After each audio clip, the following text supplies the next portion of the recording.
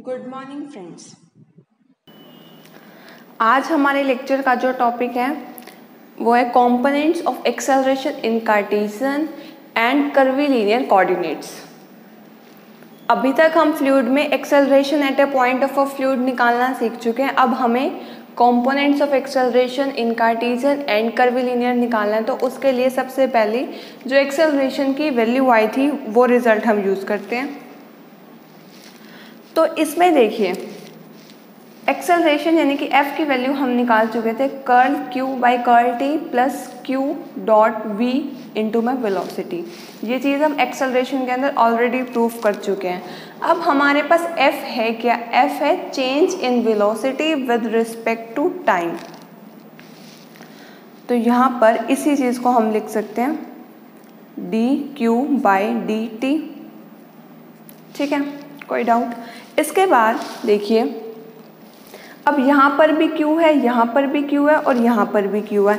इन तीनों में से अगर हम इस q को हटा दें और बाकी रिमेनिंग लिखें, that is d by d T is equal to curl by curl t plus q dot this. ठीक है, अब इसके अंदर ध्यान से देखिए, इसी ऑपरेटर को हम लैग्रेंजियन ऑपरेटर का नाम देते हैं। और लैग्रेंजियन ऑपरेटर्स क्या थे ये हम ऑलरेडी सेक्शन 1 के अंदर इनके डिफाइंस यूलेरियन और लैग्रेंजियन पढ़ चुके हैं। तो इसमें इसको एक्सप्लेन करने की कोई रिक्वायरमेंट नहीं है। तो मेन जो इसके अंदर बात है वो है कि d बाई डी टी की वैल्यू है curl by curl t plus velocity dot del. अब इसके बाद देखिए अगर हम बोथ साइड्स पे ऑपरेट करा दें रो को, जहाँ पर रो क्या है हमारे पास डेंसिटी ऑफ द फ्लूइड, तो अगर बोथ साइड्स ऑपरेट कराएं रो को तो क्या आ जाएगा? डी रो अपॉन में D T is equal to curl rho upon में curl T plus Q dot this up into में कर्ल। ठीक है, this equation is nothing but the general equation of motion for unsteady flow. ये तो था कुछ basic सी बात। अब इसका यूज़ हमें कहाँ करना है? मेन कंपोनेंट्स ऑफ एक्सेलरेशन निकालने के लिए। Components of acceleration in different type of coordinates is the most important topic of this section. Cartesian के अंदर हम q के कंपोनेंट्स क्या लेते हैं? u, v and w। ये चीज़ हम सेक्शन 1 में भी काफ़ी बार यूज़ कर चुके थे कि q के कंपोनेंट्स इन कार्टेशियन हम u, v, w लेते हैं एंड f के कंपोनेंट्स हम f1, f2 एंड f3 लेते हैं। ठीक है, q is a vector quantity. अब देखिए यहाँ पर हमारे पास जो इक्वेशन थी वो थी f is equal to curl q by curl t plus q dot del dot q। ये एक्सेलरेशन की नॉर्मली वैल्यू है जो हम ऑलरेडी प्रूफ कर चुके हैं। अब देखिए एक बार ध्यान से, अगर हम इस चीज़ की वैल्यू ऑलरेडी निकाल के रख लें तो इसके अंदर सब्स्टिट्यूट करके वैल्यूज़ निकालना काफ़ी इजी काम बन जाएगा। तो सबसे पहले हम इसी की वैल्यू निकालते हैं, क्या आएगा। ठीक है, अब इसकी वैल्यू क्या आएगी? q की वैल्यू, u, v, w इसके कॉम्पोनेंट्स हैं, तो q की वैल्यू डॉट में this vector operator is equal to U I plus V J plus W K साथ हमें डॉट करना है curl by curl X I cap plus curl by curl Y J cap plus curl Y K cap. अब ध्यान से देखिए u vector की multiplication u से यानी कि u curl by curl x, j की मल्टीप्लिकेशन j से v curl by curl y plus w curl by curl z। ठीक है, ये सिर्फ हमने q के इस ऑपरेटर के साथ डॉट प्रोडक्ट किया। उसके बाद जो रिजल्ट आया उसकी हमें डॉट प्रोडक्ट अगेन q के साथ करनी है। तो q dot this operator dot q is equal to इस चीज़ की वैल्यू हम एज इट इज़ ये पुट कर देंगे जो हमने निकाली है।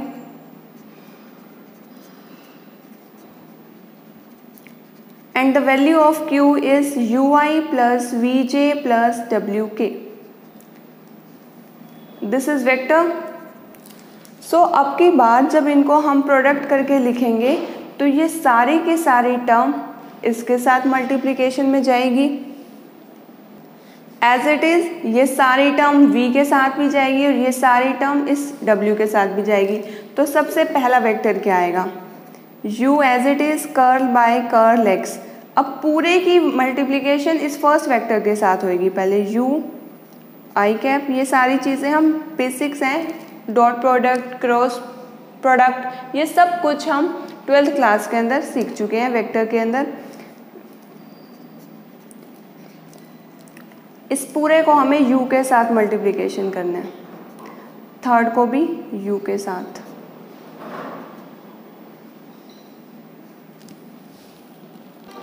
अब देखिए जब हम सारी टर्म्स को इसके साथ मल्टीप्लाई कर रहे हैं तो माइंड में क्या याद रखेंगे, सबके साथ आई कैप ही आएगा और नेक्स्ट टर्म में सबके साथ जे कैप आएगा, क्योंकि इन सभी की इस v के साथ मल्टीप्लिकेशन है जिसका यूनिट वेक्टर j है।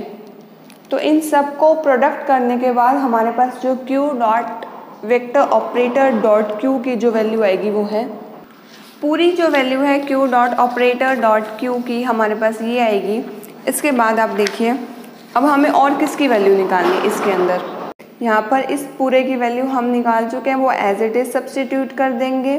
देन इसकी वैल्यू भी हम निकाल लेंगे पहले, और f के कॉम्पोनेंट्स तो हैं ही f1 f2 f3। तो देखिए सिंपली इसमें हमने क्या किया, f की एज इट इज़ वही वैल्यू लिख दी जो उस पेज पर थी, और curl q by curl t, क्योंकि इसकी वैल्यू अब तक हमने नहीं फाइंड आउट की तो वो निकाल ली। Curl by curl t, q की as it is value put कर दी, तो इसको ओपन करके क्या आएगा, curl u upon curl t I cap plus curl u upon curl t j cap sorry v plus curl w upon curl t k cap.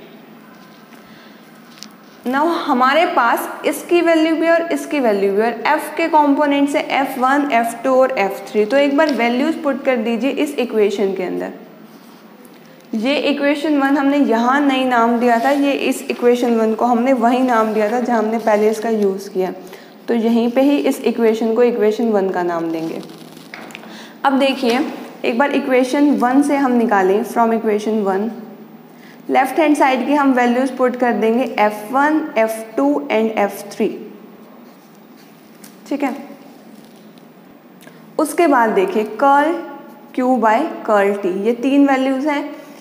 First curl u upon curl t, comma curl v upon curl t, curl w upon curl t। इसको भी अगर हम vector की form में लिखते हैं तो f1 I cap plus f2 j cap plus f3 k cap लिखते हैं एज इट इज़। इसको वेक्टर की फॉर्म में इस टाइप से लिखा था, लेकिन यहाँ पर हमने इस टाइप से लिखा क्योंकि अब हमें कंपेयर करना है f1 f2 f3 की वैल्यू निकालने के लिए, तो हमने इस फॉर्म में लिखा। अब देखिए ध्यान से देखिए, ऊपर वाली इक्वेशन के अंदर q dot operator dot q के अंदर i का कोफिशिएंट क्या था, दैट इज़ ये वाला एज इट इज़ हम यहाँ पे कॉपी कर देंगे। ये वैल्यूज़ आ गई। अब देखो ये मैंने फर्स्ट वाली value as it is i cap का कोफिशिएंट लिखा, comma. Second value as it is j cap का मैंने कोफिशिएंट लिखा, comma. Third value k cap का एज इट इज़ कोफिशिएंट। तो अगर हम इस इक्वेशन को कंपेयर करें, यानी कि अगर f1 की वैल्यू निकालना चाहें तो ये फर्स्ट कंपोनेंट है। फर्स्ट कंपोनेंट की इसके अंदर वैल्यू क्या है, curl u by curl t। First में इसकी वैल्यू क्या है, दिस।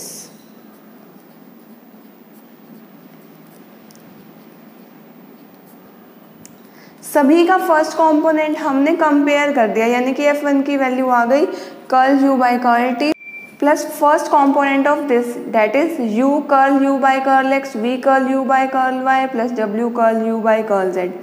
ऐसे ही f2 की वैल्यू निकालनी हो तो हम इसका second component curl v by curl t, इसका भी सेकेंड कंपोनेंट पूरा लिख देंगे हम, from this comma to this comma, ये पूरा। And the value of f3 is third component of both. These f1, f2, f3 are components of acceleration in Cartesian coordinates. एक बार हम ये वैल्यूज लिख लेते हैं। बस यही हमें इसके अंदर F1, F2, F3 की वैल्यू निकालनी थी and these are the required Cartesian components. ठीक है, ये तो बहुत इजी था। अब नेक्स्ट है कर्वीलिनियर कोऑर्डिनेट्स, उसमें समझने की रिक्वायरमेंट है। देखिए, अब तक जो हमने एक्सेलरेशन की वैल्यू निकाल रखी है वो तो हमने हर कंपोनेंट के अंदर यूज़ करनी ही है, क्योंकि हम कंपोनेंट्स ऑफ एक्सेलरेशन ही निकाल रहे हैं। तो एक बार उस पेज में जो हमने f की वैल्यू निकाली थी वो लिख लेते हैं। f is equal to curl q by curl t plus q dot vector operator dot q। Component of acceleration निकालने से पहले जो वैल्यू हमने एक्सेलरेशन वाले आर्टिकल के अंदर निकाली थी वो हमने यहाँ पर एज इट इज़ लिख दी। ये वैल्यू हमें हमेशा माइंड में रखनी है। तो देखो, कर्वीलिनियर कोऑर्डिनेट्स में सॉल्व करने से पहले हम इसी f को एक मोर सुटेबल वे में लिखना चाहेंगे। देखो, मैंने अब की बारी f की वैल्यू रख दी ये। अब आपके माइंड में फर्स्ट क्वेश्चन जो आएगा, इतनी कॉम्प्लिकेटेड वैल्यू रखने की क्या रिक्वायरमेंट है? तो उसका आंसर ये है, इस फॉर्मूले से सॉल्व करना मोर कॉम्प्लिकेटेड है इन कंपैरिजन टू दिस। वो हम देखेंगे कैसे। तो f की एक वैल्यू हमने ये लिख दी, लेकिन जो हम f की वैल्यू प्रूव कर चुके हैं वो ये है। अब देखिए, इन दोनों का first component as it is same है, सिर्फ बात आई इसकी और इसकी। तो अगर हम ये कहना चाहते हैं कि f की वैल्यू ये भी है, तो सबसे पहले we have to prove that this value is equal to this. अगर ये पूरी की पूरी वैल्यू इसके इक्वल आ गई तो अपने आप ही हम ये बोल सकते हैं कि ये वैल्यू भी f की है, क्योंकि हमने जो प्रूव किया है वो ये f की वैल्यू थी, ना कि ये। अब देखिए, हमारा टारगेट क्या है, इस पूरी वैल्यू को इसके इक्वल प्रूव करना। तो सबसे पहले हम स्टार्ट करते हैं। देखो, ये इक्वेशन फर्स्ट है और ये इक्वेशन सेकंड। अब देखिए, ये जो वेक्टर ऑपरेटर क्रॉस q है, इसको हम बोलते हैं कर्ल q। सेक्शन 1 के अंदर भी हम यही बोलते थे और सेक्शन 2 में भी यही। अब देखो, ये पूरा कर्ल q है, ये हम याद रखेंगे। ठीक है, अब यहाँ पर क्या वैल्यू है, minus q cross vector operator cross q। तो इसको हम लिख सकते हैं नेगेटिव ऑफ, यानी कि f की वैल्यू हम लिखें तो curl q by curl t as it is plus vector operator of half q square minus q as it is cross curl q। अब ये है cross product of two vectors. This is a vector quantity and this is also vector quantity. Vector quantities के अंदर जो cross product होता है, हमें पता है अगर हम उनका ऑर्डर रिवर्स कर दें तो साइन भी रिवर्स हो जाता है। तो इसके अंदर ऑलरेडी जो माइनस का साइन था, अब की बार वो प्लस का बन गया है। ठीक है, यहाँ पर हमें सिर्फ इतना ही काम करना है। अब एक बार हम देखेंगे इस q dot vector operator dot q की वैल्यू क्या है। अब देखो, q dot vector operator dot q, इसके जब हमें वैल्यू निकालनी है तो इन दोनों के बीच में डॉट प्रोडक्ट है, तो q के कंपोनेंट्स हमें पता है और यहाँ पर हमें इस वेक्टर ऑपरेटर की वैल्यू भी पता है। इस वेक्टर ऑपरेटर की वैल्यू हम पुट कर देंगे, that is q as it is curl by curl x i cap plus curl by curl y j cap plus curl by curl y curl z k cap dot q। अब देखो, अगर हम i, j और k यहीं रख लें और इस curl by curl x, curl by curl y और कर्ल बाय कर्ल y को q के साथ प्रोडक्ट करवा दें तो क्या आएगा, q dot i cap into में curl q by curl x, second q dot j cap curl q by curl y and third q dot k curl q by curl z। ये तीनों values आ गई। अब ध्यान से देखिए इन values को। इन्हीं को और सिंपलर वे में सॉल्व करने के लिए हम वेक्टर कैलकुलस का एक रिजल्ट यूज़ करते हैं। एक बार के लिए हम भूल जाएंगे हमें किन वेक्टर्स की वैल्यू निकालनी है, किन की नहीं, सिर्फ इस फॉर्मूले पे ध्यान देंगे। इस फॉर्मूले के अंदर ए, बी और सी तीनों क्या हैं, वेक्टर्स। वेक्टर कैलकुलस में हम कर चुके हैं।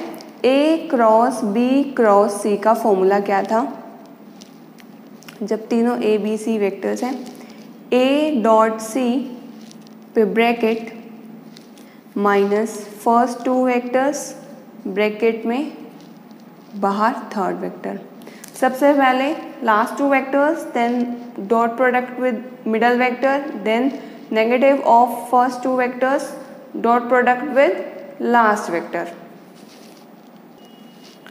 अब ऑर्डर कहाँ पे सेम है, ए बी सी, इसकी तो वैल्यू हम लिख लेंगे लेफ्ट हैंड साइड पे।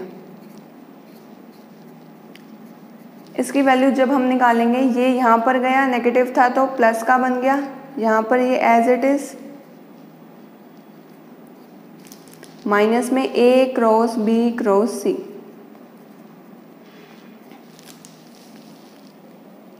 अब देखो ये वैल्यूज हमने निकाली क्यों है, उस पेज में हमने किया हुआ है, देखो Q dot vector operator dot Q की जब वैल्यू निकाली थी तो ये आई थी। इसके अंदर हमने अभी फ़िलहाल एक का ही एग्जाम्पल लेके हम देख रहे हैं, फर्स्ट वाला। तो अगर इस चीज़ को हम अपने इससे कंपेयर करें तो ए की वैल्यू क्या आएगी, यहाँ पर फर्स्ट वेक्टर क्या है, क्यू। बी की वैल्यू क्या आएगी, आई कैप। सी की वैल्यू क्या आ जाएगी, curl Q by curl of x. ठीक है, अब ये जो हमने कंपेयर करके वैल्यूज निकाली, इसी को ही हमने इसके अंदर पुट करना है। तो अगर इस इक्वेशन को हम 1 का नाम दे दें तो फ्रॉम इक्वेशन 1 हमारे पास लेफ्ट हैंड साइड क्या आ जाएगी, क्यू डॉट आई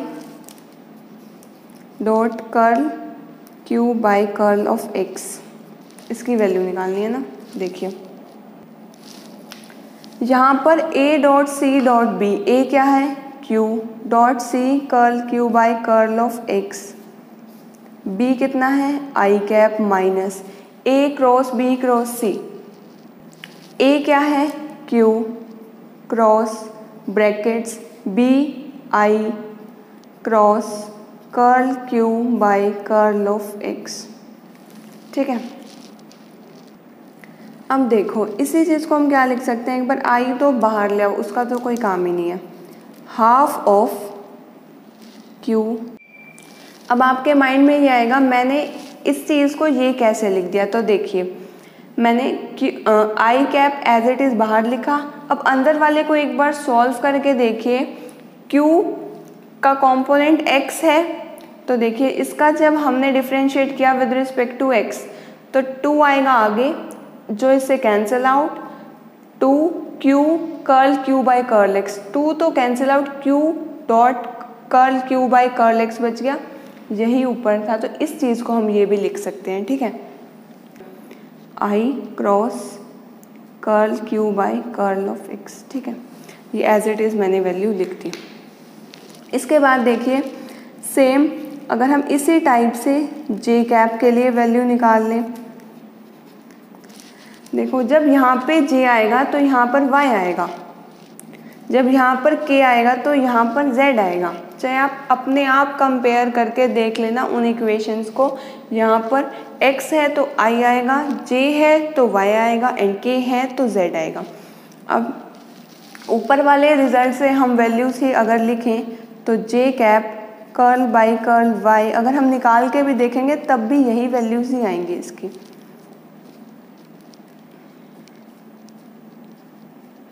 ये हमने इसकी पूरी वैल्यू लिख दी। x को रिप्लेस किया इस इक्वेशन में y से और i को j से। अब सिमिलरली ये हमने j और y के लिए किया था, अब हमें k और z के लिए करना है। q dot k curl q by curl of z is equal to k curl by curl z half of q square minus q vector k cross curl q by curl z। अब इनको equation 2, equation 3, equation 4 का अगर हम नाम दें और इन्हें तीनों को ऐड कर दें, adding equation 3, 4 and 5, then what will we get? From left hand side यहाँ पर q dot I dot curl q by curl x था, यहाँ पर q dot j curl q by curl y, यहाँ पर q dot k curl q by curl z।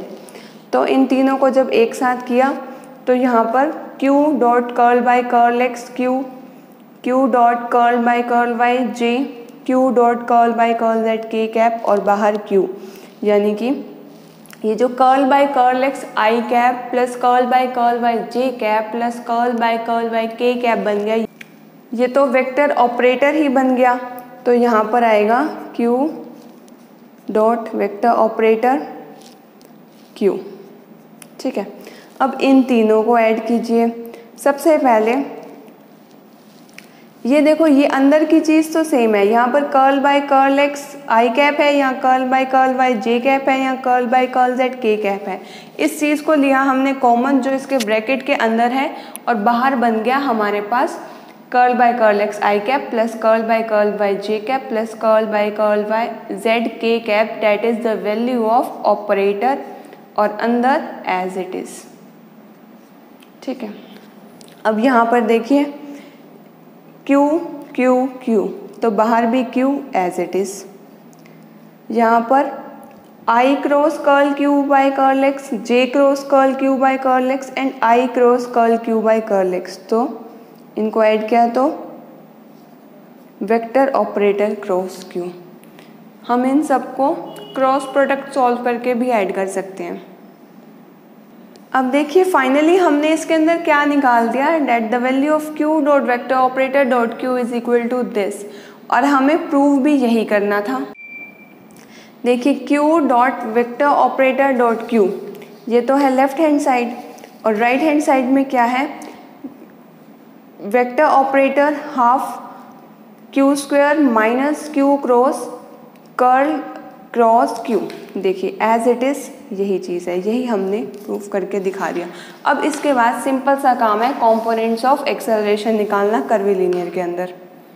अभी तक तो हमने इनकी वैल्यूज़ को इक्वल दिखाकर हमने अपने प्रूफ को और सिंप्लीफाई किया है। कौन से प्रूफ को? जहाँ हमें components of acceleration in curvilinear निकालनी थी। अभी चीज़ तो हम बहुत श्योरिटी के साथ बोल सकते हैं कि एक्सेलरेशन की वैल्यू ये है, क्योंकि हमने इसको सॉल्व करके खुद दिखाया है, और ये जो सॉल्यूशन हमने इसको इक्वल करने के लिए दिखाया था q dot vector operator dot q को, इसके साथ वो चीज़ हमें एग्ज़ाम में भी करके दिखानी है। अब देखिए इसी चीज़ को हम ये लिख सकते हैं, curl q by curl t plus vector operator half of q square minus की जगह प्लस। अब प्लस आगे किया तो ये चीज़ आएगी आगे वेक्टर ऑपरेटर क्रॉस q, और वेक्टर ऑपरेटर क्रॉस q की वैल्यू हमारे पास फ्लूइड के अंदर होती है एक्साई, यानी कि हम कर्ल q को कर्ल q या फिर vector operator cross q is equal to xi, ये तीनों एक ही बातें हैं। अब देखिए, अब जैसे हमने components of acceleration in Cartesian में किया था, वही सिमिलर सा काम है। इन तीनों की वैल्यूज़ अगर हमें पता है तो सॉल्व करना कोई मुश्किल काम नहीं है। सबसे पहले हम देखेंगे vector operator half of q square में किस टाइप के कंपोनेंट्स आएंगे, या उससे भी पहले अगर हम माइंड में सोचें कि इस वेक्टर ऑपरेटर की वैल्यू कर्वीलिनियर के अंदर क्या आएगी। वेक्टर ऑपरेटर अब तक हम कार्टेशियन के अंदर देख चुके थे, curl by curl x I cap plus curl by curl y j cap plus curl by curl z k cap. इसी के अंदर वैल्यू अगर हम यहाँ पर देखें तो क्या होती है, ऑर्थोगोनल कर्वीलिनियर कोऑर्डिनेट्स के अंदर 1/h1 curl by curl u1, यानी कि ये जो इसके अंदर कंपोनेंट्स हम लेते हैं वो u1 u2 u3 लेते हैं in comparison with x y and z। 1/h2 curl by curl u2, 1/h3 curl by curl u3। ठीक है, अब इसके बाद हमारे माइंड में क्या बात आई कि एक बार हम एक्साई की वैल्यू भी निकाल के रख लें। देखिए xi की वैल्यू को निकालने के लिए xi की वैल्यू है वेक्टर ऑपरेटर क्रॉस q यहाँ से, या फिर कर्ल q भी, curl q is also vector operator cross q। देखिए हमने क्या करना है, जब भी हम क्रॉस प्रोडक्ट करते हैं किन्हीं भी दो वेक्टर्स का, तो हम 12th क्लास से करते आ रहे हैं कि फर्स्ट रो के अंदर उनके यूनिट वेक्टर्स लिखते हैं, unit vector of curl q, यानी कि मतलब इसके अंदर ऑर्थोगोनल कार्टेशियन कोऑर्डिनेट्स के अंदर जो हम यूनिट वेक्टर्स लेते हैं वो है e1 cap, e2 cap and e3 cap. ठीक है, instead of i, j and k cap we took e1 cap, e2 cap and e3 cap. And second row के अंदर हम एलिमेंट्स लिखते हैं वेक्टर ऑपरेटर के, यानी कि क्रॉस के अंदर जो फर्स्ट वेक्टर हम लेते हैं उसके, that is 1/h1 curl by curl u1, 1/h2 curl by curl u2, 1/h3 curl by curl u3 and in the last row the vectors of q। q के कंपोनेंट्स क्या हैं, q1, q2 और q3। ठीक है, अब देखिए हम एक और रिजल्ट क्लास 12 के अंदर कर चुके हैं। जब भी हम पूरे रो को और पूरे कॉलम को किसी एलिमेंट से मल्टीप्लाई करें किसी स्केलर से, तो हम उसी चीज़ को बाहर डिवाइड भी कर सकते हैं डिटर्मिनेंट के अंदर। This is determinant. तो अगर एक बार हमारे माइंड में क्या बात आई कि अगर h1 से इस पूरे को मल्टीप्लाई कर दें, पूरी C1 को, तो ज़रूर h1 से हमें बाहर डिवाइड भी करना है, क्योंकि मैथमेटिक्स के अंदर हम सिर्फ मल्टीप्लाई नहीं कर सकते। अगर हमने खुद से कुछ मल्टीप्लाई किया तो सेम वैल्यू से हमें उसे डिवाइड भी करना है। सिमिलरली C2 के अंदर h2 से हमने मल्टीप्लाई किया तो h2 से बाहर डिवाइड भी कर दिया। h3 से हमने मल्टीप्लाई किया C3 के अंदर, तो हमने h3 से यहाँ पर डिवाइड भी किया। अब ध्यान दीजिए, जो हमारे पास रिजल्टेंट वैल्यू आएगी इस डिटर्मिनेंट की वो क्या है, बाहर 1/h1, h2, h3 as it is, और अंदर फर्स्ट रो के अंदर मेंबर्स आएंगे h1 e1 cap, h2 e2 cap and h3 e3 cap. Second row के अंदर जो वेक्टर्स आएंगे वो है curl by curl u1, curl by curl u2, curl by curl u3, h1 q1, h2 q2, h3 q3। हुआ क्या, सिर्फ ये h1 bye h1 cancel out हो गए 1, सिर्फ सेकेंड रो के अंदर चेंजेस आएंगे, बाकी हमने एज इट इज़ लिख दिया। ठीक है, अब ये तो आई हमारे पास xi की वैल्यू। अब डिटर्मिनेंट के फॉर्म में तो आ गया। डिटर्मिनेंट को सॉल्व करना बहुत इजी है, ये हमें आता है, क्योंकि देखिए हमें सॉल्व क्यों करना है। कार्टेशियन के अंदर भी हमने क्या किया था, आई कैप, जे कैप और के कैप के जो साथ कोफिशिएंट्स थे उन्हें हमने लास्ट में जाके कंपेयर किया था, तो वही कुछ सिमिलर काम हमें इसके अंदर करना है। तो उसके लिए हमें e1 कैप, e2 कैप और e3 कैप को अलग अलग करने की रिक्वायरमेंट है। सबसे पहले देखिए R1 एक्सपेंड करने के लिए h1, h2, h3, this into this minus this into this, यही लेते हैं हम। Curl by curl u2 h3 q3 minus curl by q3 h2 q2, brackets बंद, बाहर आएगा e1 कैप। ठीक है, किस टाइप से निकाला, ये चीज़ as it is, this minus this, और बाहर जो डिवाइड में था वो भी एज इट इज़।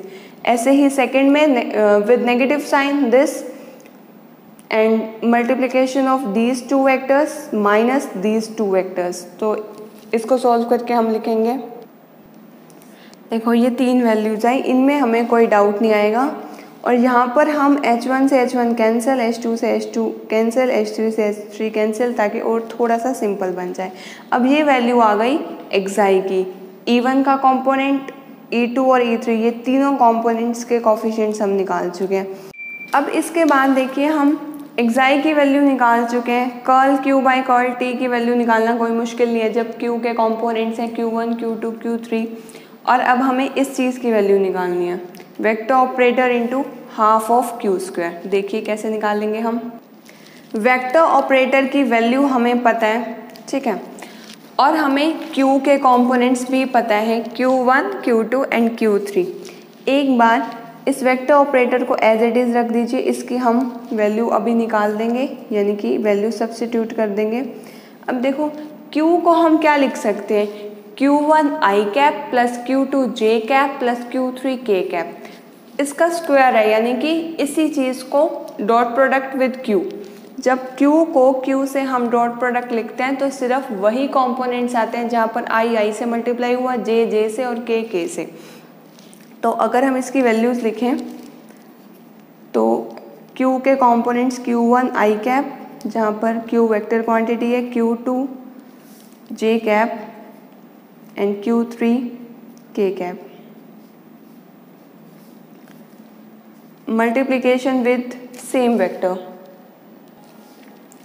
अब ध्यान से देखिए, यहाँ पर जब सिमिलर वेक्टर लिखा और इन दोनों की जब हमने मल्टीप्लिकेशन की तो half vector operator as it is Q की मल्टीप्लिकेशन Q से, Q1 dot Q1 is equal to Q1 square, Q2 square plus में Q3 स्क्वायर, ठीक है। अब सिंपली इस वेक्टर ऑपरेटर की वैल्यू हमें ऑर्थोगोनल कर्वीलिनियर कोऑर्डिनेट्स के अंदर पता है, सिर्फ सब्स्टिट्यूट करनी है value, half of 1/H1 curl by curl U1 E1 cap plus 1/H2। देखिए कॉमास में लिखते हैं तो हम E1, E2, E3 नहीं लिखेंगे क्योंकि वो यूनिट वेक्टर्स हैं। जब भी हम उसके कंपोनेंट्स लिखें तो उनके यूनिट वेक्टर को साथ में नहीं लिखते हैं। ये हमने लिख दी इसकी वैल्यू एज इट इज़। अब अगर हम E1 वेक्टर का कोफिशिएंट निकालें, ये चीज़ तो हमने एज इट इज़ लिखी। अब E1 का कोफिशिएंट निकालने के लिए 1/2H1 as it is, curl by curl U1 into में this whole vector Q1 square, Q2, Q3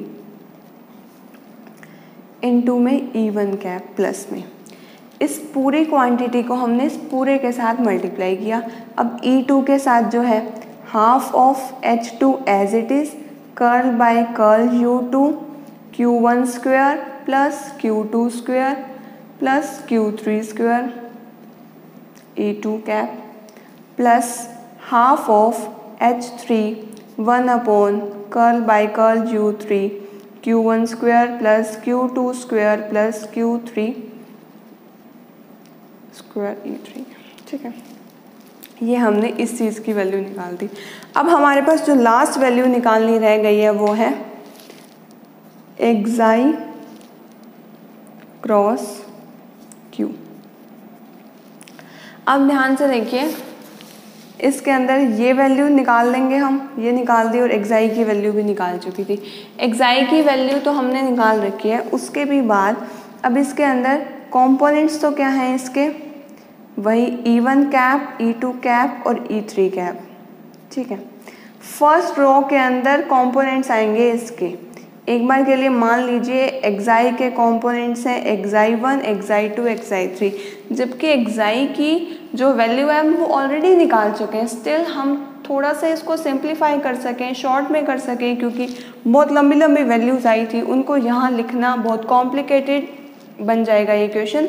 तो इसके लिए हमने एक्साई 1, एक्साई 2, एक्साई 3 लिख लिया और यहाँ पर Q1, Q2 और Q3, ठीक। इसको सॉल्व करने पे आएगा एक्साई 2 Q3 माइनस Q2 एक्साई 3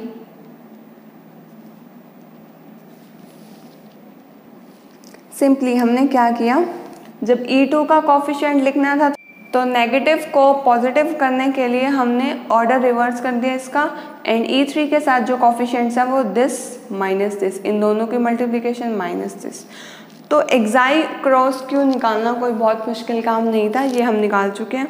इसके बाद सिर्फ एक चीज़ रह गई हमारे पास, curl Q by curl T की वैल्यू निकालनी, उसके बाद सिर्फ पुट करनी है।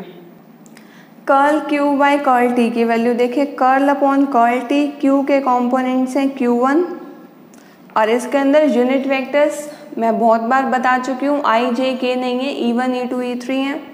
E1 plus Q2 E2 plus Q3 E3 is equals to, हमने यहाँ पर लिख दिया Q1 Q, curl Q1 upon में curl T, E1 cap plus में curl Q2 by curl of T, E2 cap plus curl by curl T Q3 E3 cap. ठीक है, ये हमने वैल्यूज़ निकाल ली। अब ऐसी कोई वैल्यू नहीं बची जो हमने ना निकाली हो। अब हम कंपोनेंट्स F के देखते हैं। F के कंपोनेंट्स हमें पता है F1 E cap plus F2 E cap plus F3 E cap. तो आइए देखिए, एक बार मैं यहाँ पर F का फॉर्मूला लिख रही हूँ जो हमने कर्वी लीनियर के लिए यूज़ किया है।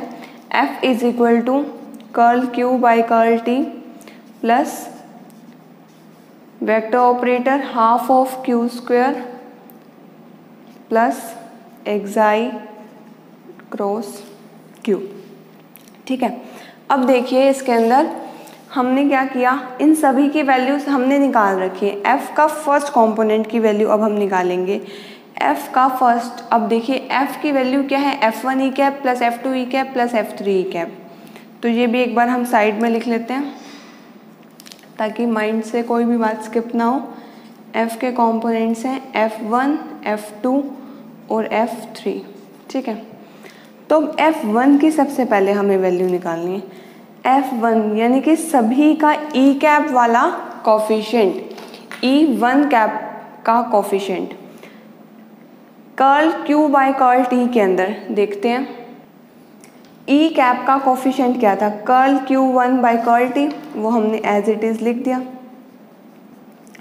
Vector operator into half of Q square में E1 कैप का कोफिशिएंट क्या था, उसको एज इट इज लिख देंगे।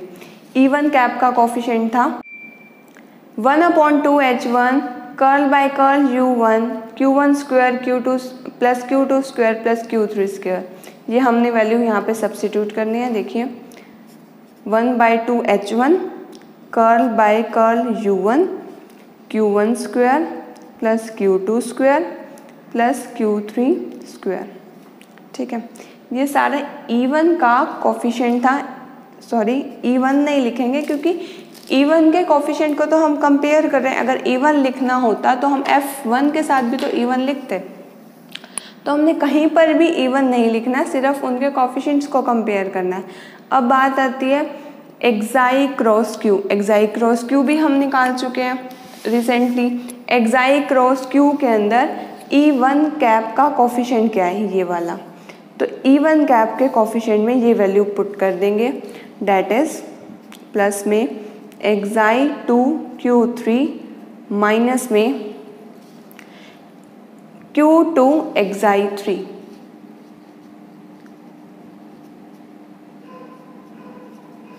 जहाँ पर Q3 और Q2 क्या है, वेक्टर क्वांटिटीज़ हैं।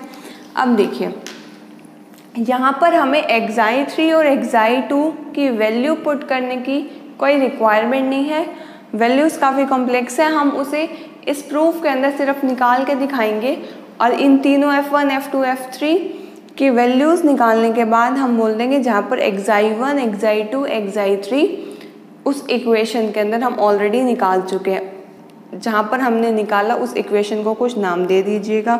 अब इसके अंदर F1 निकाल लिया, अब F2 F3 निकालना कोई बड़ी बात नहीं है। F2 आएगा curl Q2 by curl T।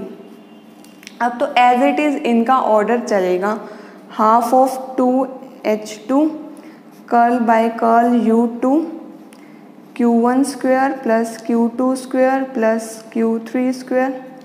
ये हम लिख कहाँ से रहे हैं, चाहे तो यहाँ पर Q1 है या Q2, U1 है तो U2 ही आएगा। अब ये आपको प्रैक्टिस के बाद आएगा, बाकी अभी हम सिर्फ वैल्यूज पुट कर लेते हैं इसकी। देखिए सबसे पहले जब इसमें E2 का कोफिशिएंट कंपेयर किया तो curl Q2 by curl T, यही हमने एज इट इज़ लिखा। यहाँ पर E2 का कोफिशिएंट क्या था, half into H2 curl by curl U2 Q1 square plus Q2 square plus Q3 square, यही लिखा मैंने एज इट इज़, प्लस में यहाँ पर एक्साई क्रॉस Q का E2 का कोफिशिएंट Q1 एक्साई 3 एज इट इज़ लिख दिया Q1 एक्साई 3, माइनस में एक्साई 1 Q3, ये चीज़ भी मैंने यहीं से लिखी जो ऑलरेडी निकाल रखी है। सिमिलरली थर्ड कंपोनेंट की हम वैल्यू लिख देंगे Q3 बाई Q2। अब मैं कंपेयर करके नहीं दिखा रही हूँ, अब आपको आ चुका है।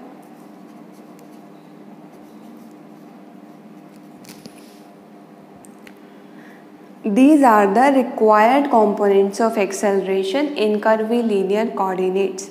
curvilinear coordinates since MDU के सिलेबस के अंदर मेंशन नहीं है, स्टिल हमें इसे करना है क्योंकि सिलेंड्रिकल और spherical are impossible without curvilinear coordinates. उनके अंदर सिर्फ हमें इनकी वैल्यू से सब्स्टिट्यूट करनी है, तो कर्वीलिनियर को बहुत अच्छे से करना हमारे लिए बहुत ज़रूरी है। तो यहीं पर ये वीडियो एंड, और नेक्स्ट वीडियो का टॉपिक आएगा components of acceleration in cylindrical and spherical. Thank you so much for watching my video.